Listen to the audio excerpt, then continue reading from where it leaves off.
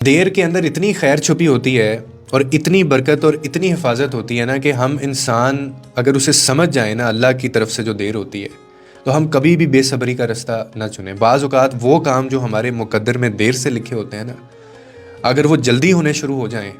تو خدا کی قسم آپ خدا سے پناہ مانگیں کہ یار اب مجھے اس آزمائش سے بچا لے جو میں مانگ رہا تھا تجھ سے،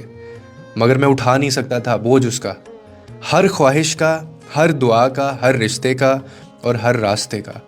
ایک مقرر وقت ہے،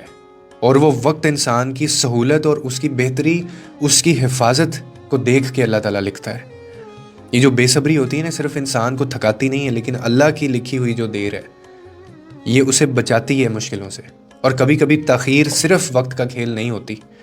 بلکہ یہ انسان کو بڑے بڑے نقصان، غلط فیصلوں، غلط لوگوں اور غلط راستوں سے بچانے کا ایک خدائی ترتیب ہوتی ہے اللہ کی۔ اور ہم سمجھتے ہیں کہ ہماری شاید زندگی ختم ہو گئی ہے، لیکن اصل میں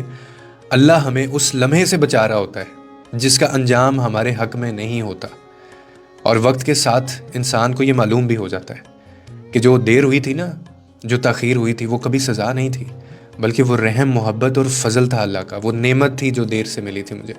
وہ کامیابی تھی جو وقت کے بعد ملی تھی، وہ رشتہ جو انتظار کے بعد ملا، اس کا جو ایک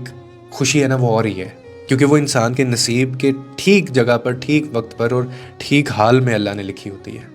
تو دیر سے کبھی بھی مایوس نہ ہوا کریں۔